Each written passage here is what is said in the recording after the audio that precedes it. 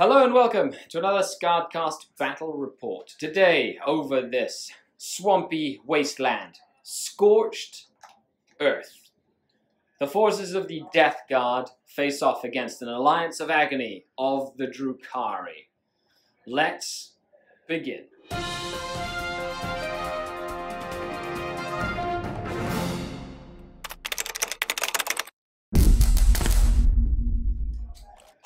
And we begin our battle report with the wasteland that we will be fighting over. We are playing a mission out of the chapter-approved book called Scorched Earth. So, there are 6 objectives, but the objectives can be controlled or raised, which means you can burn down your opponent's objectives. Today we've got Jason bringing his Death Guard straight through and through Death Guard. Yep. Just no allies, nothing, and I'm playing my Drukhari. No allies or anything. That's 2 codexes being used in one game. By 2 different players. Unheard of. Unheard of in this edition. So let's take a look at the forces, and we shall return with deployment. And here we have 1,500 points of Death Guard. Man, there's been a lot of Death Guard on the channel lately. I know. Between you and Shane. But the armies look great. There's a lot of dynamic differences between both of you and Shane's playstyle, which is really cool to see. He uses a lot more Chaos Space Marines and cultists and stuff, and you use a lot more demons normally. Most Cool. of the time. Okay, so Jason, take it away, sir. So I have a Death Guard battalion. Ooh. I got Typhus leading it up. You just finished painting this guy too. Yeah. Not too long ago. Yeah, I love that model. Such Yeah, a cool looking sweet. model. Then I got a Chaos Lord in Terminator armor with a power sword, combi plasma. Yeah. He has he's my warlord. He has the Arch Contaminator warlord trait, so that gives rerolls to all plague weapons, not just ones. Nice. He has the Corruption Relic, which is like a souped up bale sword essentially. It does mortal wounds on 6s and stuff. Nice. For elites, I have Blightbringer, or the Bell Dude as he's commonly known. And then I have 6 Blightlord Terminators. 6 of them have combi plasmas and bubotic axes. Yeah. And then there's a Blight Launcher in there as well. Nice. And he also has an axe. It looks so like nasty, corroded. For my troops, I have 14 Poxwalkers, Yeah. 10 cultists with auto guns and a heavy stubber, and then another unit of 15 Poxwalkers. 2 units of Poxwalkers and the cultists. I then have, for fast attack, a drone, a bloat drone with a flesh mower. Lots of attacks in combat. Yep. And then a standard plague spitter drone. Yep. I hate these things. They're sick. I hate them so much. And then 2 plague burst crawlers with plague spitters and heavy sluggers. Okay, pretty straightforward, and that is 1,500 points. Which is your favorite unit out of all this? The drones. The drones? The drones are my favorite. Why is it that you guys love your drones so much? Because they're so fast compared to everything else in the army. And they kill things. Okay, let's take a look at the Drukhari. And here we have 1,500 points of Alliance of Agony Drukhari. Ooh, I'm excited. It's like a Highlander format, so really there's only one of every unit. And in true Drukhari raiding fashion, I have brought 3 patrols, which are really fun. So we've got a Witch Cult of the Cursed Blade Succubus with an Archite Glaive, 20 Witches with 2 Hydra Gauntlets. They all have +1 strength, which makes them pretty cool, and they ignore morale essentially. I've got 9 Razor Wings, a Beastmaster with an Agonizer, and a Clawed Fiend, one of my favorite models in the Drukhari range. That is my Witch Cult patrol. Then I have a Prophets of Flesh patrol. So we've got a Homunculus, 8 Racks, 5 Grotesques, a Kronos, and a Talos with Haywire guns. So that is a Prophets of Flesh detachment. And then I've got a Cabal of the Obsidian Rose detachment patrol. So we've got Archon Skari himself. He's running the extra damage to all his weapons warlord trait. I think it's lethal precision or something like that. A Lamian, a Slith, and he's hired 5 Mandrakes and 5 Scourge. His troops, his 5 trusty Cabalite warriors with a blaster, a Raider with a disintegrator cannon, a Ravager with triple disintegrator cannons, and a Venom with dual splinter cannons. So let me know what you think down below. This is 1,500 points of Drukhari. Okay, so we looked at the armies, and now we're going to set down 6 objective markers from the Basement Collective. Wah. Oh, wait, unless you have yours that you want to use. We'll use those. Fun ones? Yeah, okay. Big yellow ones so you can see them on camera. Okay, first we roll off 4. I think you can see these black ones better. Yeah, you can actually see these ones, I see. For first objective placement. Yeah, I rolled a 6. Okay, so I get number 1, I get number 3, and I get number 5. So you get last. Ooh, you get last pick, eh? Okie dokie. So looking at the table from here, I'm going to make something really simple. We'll just put one right in the middle of the board. We know that one. We know that one can't get burned by anybody. Alright. Because there's no deployment. Do we have to put some in our deployment zones? Well, we don't know what the deployment zones are just yet. That's correct. Because we are playing a book mission, which means we can get rather crazy. So I see your deployment of that objective, and I make this series of barrels important as well. Okay. Maybe, unless they get raised to the ground. Alright, I can see what you're doing here. Yeah. Alright, we're going to throw this number 4 right there. Oh my goodness. Wow. Oh my You didn't see goodness. that And then no, I didn't. I didn't see that coming at all. Okay. So I'm going to go ahead and put this somewhere. Somewhere That's important. the idea. Yes, that is definitely the idea. I'm going to make, I'll see what you do with that third one. So, up, right over here, just in the middle of nothing. Alright, and I'm going to give a slight advantage to Oh, the player look here. at you. And I'm going to stick it right there. Oh, we get hammer and anvil. Yeah. Just to mess with you. Okay, sir. So you finished deploying the last objective. So as per the mission rules, I believe you get to randomly determine what objective or what deployment style we run. Well, 1. I don't even know what that is. I got it here. Okay. Drum roll, please. Hammer and anvil. Yeah. It's spearhead. Hey, pointy it's hammer and anvil. pointy hammer and anvil. We Who never called played it? that. I did. We never played that. I'm assuming you want this. Yeah, every single time Jason and I play, we play some form of hammer and anvil. But I'm assuming he's going to take the one with the 3 objectives here. Yeah. Unless he wants me not to burn them, in which case he'll take the 2. No, I'm going to take this out. Oh, you want this one? Yeah. Oh my goodness. Burn away. Gracious.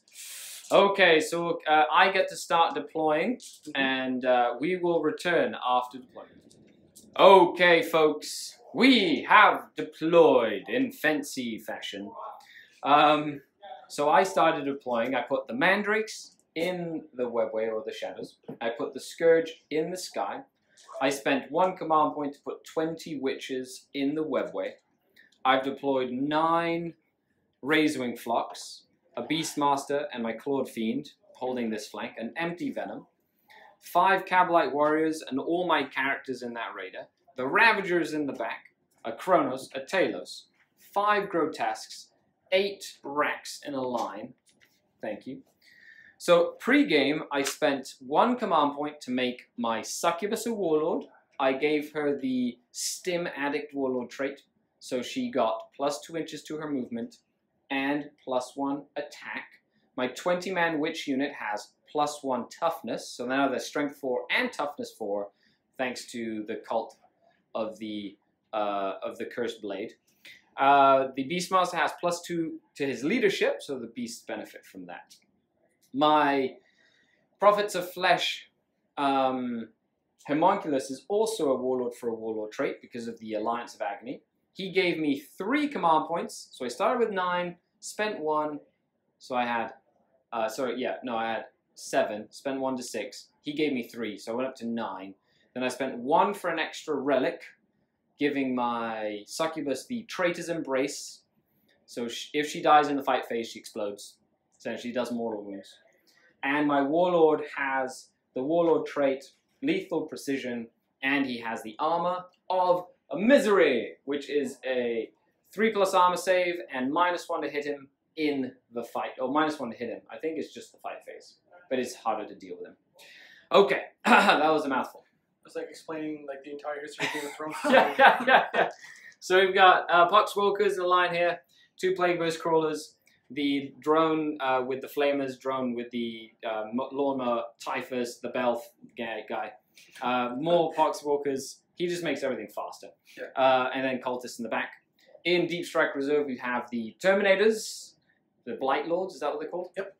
And a Chaos Lord in Terminator armor. Ooh, that was a mouthful. The Death Guard did finish deploying first up. So he's got his dice ready. Whew! Oh yeah, he's blowing on that dice. Blowing hard on that dice. Okay, let's see who goes first. Oh! Oh, he tied me. He tied me. Yay! Thanks for the +1. Great rolling. Great, let's scratch that. Let's try that again. Oh, yeah. Oh my goodness gracious. This is... He's changing dice. Oh. What do I roll? I roll a 3. Tripled what I rolled last time. Are you Oh kidding my me? goodness. 3rd draw in a row. Come on, we want to start this game already. Oh, there we go. Okay. 5 minutes later. Yeah. Okay, so we've got, at the end of every player turn, you get 1 point for each objective you control. If you control an objective in your opponent's deployment zone, you can choose to burn it to the ground, get D3 points for the end of the game, but it cannot be scored on for the rest of the game. So you can either raise an objective. I have 1 objective in my deployment zone that he can raise. He has 1, 2, and 3 that I can potentially raise. But it is progressive objectives. First Blood, Slay the Warlord, and Linebreaker are also in account. And of course, with the famous... Shake his head. It's coming. It's coming. Oh, now is when I get to roll a 6. Yeah. Oh! 6. Yeah. And that's the end of the game. Thanks a lot for tuning in, guys. We'll be back. Have a fantastic game. Thank you, buddy. Oh man, this is yay. Okay, let's get this party on the road. Drukhari turn 1. And we return after turn 1. As you can see, I've moved the main of my force up. I know the Terminators can't deep strike here in the first turn, so a little bit of room there. I've captured that objective, this objective, and that objective for 3 points. And then the Haywire gun shot at the mower, because I didn't want him to attack me in close combat. And I did 4 damage with the 1 Haywire gun, which was crazy good. Then I did a blaster and a disintegrator cannon, and put 2 more wounds on it, so it had 4 left. And then my Ravager was able to do the last 4 wounds on the mower, bringing it down and netting me first blood.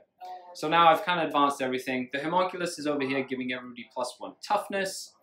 But Typhus is looking down in anger and looks at the birds and is going to urge his mega Poxwalkers forward.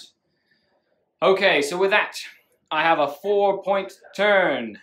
And we move on to the Death Guard, turn 1. So Jason, what is your plan this turn? Get on some objectives and try and take you off objectives. Okay, I like it. Okay, let's move on to the turn. Death Guard, turn 1. Jason, you moved stuff up and then you killed stuff. I did. You did. For once in your life, well, since I've been playing you, we saw one of the mortars nuke a Talos in 1 round of shooting. Yeah, that guy was trying real hard. He did 9 damage. Talos died. Yeah. And the Flamer hit the Grotesque and did 3 wounds. The Poxwalkers have all sort of moved up. You have cast Miasma on them for -1 to hit. Right. Correct. So you get 3 points to my 4. And now we move on. But you did kill something, which is good. Because that Talos was actually going to be a big deal. With his chain flails, you're going to walk in and murder you. Okay, end of Drukhari, turn 2. So, I moved up aggressively. I've spread out to kind of stop the Terminators, to give them to less optimal amount of spots to drop in.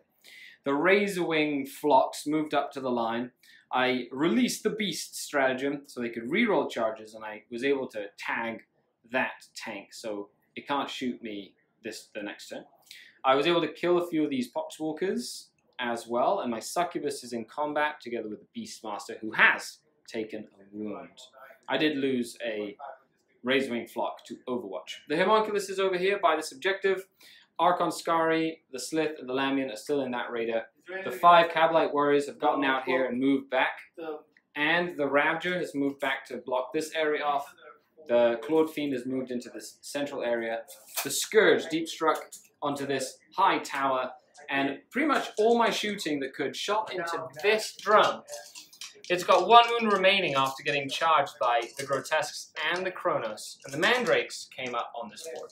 Highlight of my turn, however, was 20 Witches showing up on the flank and failing their charge against the Poxwalkers.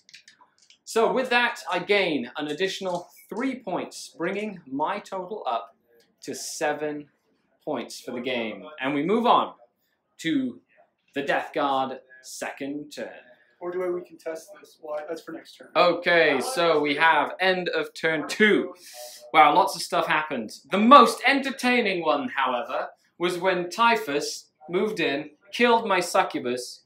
She used her Traitor's Embrace relic to explode on Typhus and cause 6 mortal wounds. He luckily passed 1 after a reroll, so he's alive with 1 wound remaining. Which is awesome. Okay, so I do have to take morale for the Beastmaster also died, but I have to take morale for the birds. They lost 1, so they are 4 + 1 is 3. Their leadership 4, so they are fine. The Terminators came down here and they shot a lot into the Grotesques. They also need a morale test. Their leadership 8. They lost 3, so 5 and 3 is 8. They are fine. I'll check that in a second. They might be 7s. I lost a few of the witches, 7 of them to be exact, but I just lose 1 witch because of their obsession. They can only ever lose 1 model for morale. And then another 3 points get added to the Death Guard tally. So that's 6 points to 7. I'm only winning right now by first blood. Okay, let's move on to turn 3. Okay, so wow, Archon Skari is dead. So this is what happened. I moved up. I've charged into Bellman. I put another wound on him with my Kronos. Fell back with my Homunculus. The Witches finally killed off all the Poxwalkers. I killed the drone with the Haywires. The long-range Ravager has been fantastic, just picking stuff off like really, really far away. I killed 2 of the Terminators, and then I used Black Cornucopians to remove the Wrecks that were way over there, bring them in on this corner. They made a 9-inch charge with their reroll to target the cultists, and they were able to wipe them out. And then I fell back with the birds, and they're holding this objective right now. And then this was a just complete fiasco over here. So, a Lamian does mortal wounds on a 6+ and has a weapon that adds +2 to wounds. So on a 4+, she does mortal wounds. She failed to hit thanks to Miasma of Pestilence, and then she failed to wound on a 2+. She didn't do any wounds. And then Typhus turned around and killed both the Slith and Archon Skari, who failed his second Shadowfield save. So Archon Skari's dead. That's Warlord, taking Jason's total up to 7 points. However, I'm going to raise 2 of his objectives. So I'm going to burn this objective to the ground because I control it for D3 points. That is 2 points. I'm going to raise this objective for D3 points. That's 3 points. That's 5. I control this one with 2 models. That's 6, 7. That is 8 points this turn. And he did get Warlord, but I have skyrocketed up to 15 points. Okay, let's see what happens in the third turn as the Death Guard have killed the enemy Warlord and look to seek revenge. Okay, so turn 3, end of turn 3. for the Death Guard. And this turn was not what Jason hoped. No, not at all. We had the Terminators jump into the Witches and lose 2 Terminators in the ensuing combat with some terrible dice rolls. I lost 3 birds with a combination of morale. I did lose the Lamian, but nothing happened here, and then nothing happened here. He had shot and done 4 saves on the Ravager, and I passed every invulnerable save. So the Ravager survived unscathed, so that spells doom for the Death Guard. So you got 1 more point for holding that objective over there, and it seems like it's going to be downhill from here as the Dark Eldar take the grasp and squeeze. So I think we're going to call that as the game is ended. Good game, my friend. Good game, sir. What do you think the TSN turning point was? Was it this turn, or was it when I burnt your objectives? When you came in and burned all the objectives, that really put you way ahead. I probably couldn't have caught up after that. So you know, it's definitely interesting. A lot of the Eternal War missions have like a couple of different like things that happen. So you know, this one's interesting as it's progressive objectives. So you try and get bonuses, but if you can get like something like that, get into the enemy line and just start burning the objectives, it really puts the person who kind of like has to turtle up on the back foot, as it's hard to push through, and then essentially it'd take you a while to get to the back here. Other than that, any who was your MVP for the game? Probably Typhus. Typhus. Just chopping characters in half, and he killed everything in this little region. Pretty cool. The bell was pretty good too, like just his little aura. Yeah, the little aura. Actually, we forgot to kind of restate, but the Grotesque had passed his morale barely, but the bell gives a -1 leadership bubble, which then meant that actually 1 more of these runs away, and then the Grotesque ran away as well. Yeah, he's pretty good. I was impressed with him. The Terminators did well when they came in and shot. They kind of were a wet noodle in combat, which was unfortunate. That big blob of 20 witches, I've used it twice in-game. It surprised me every single time at how many attacks and how durable they are.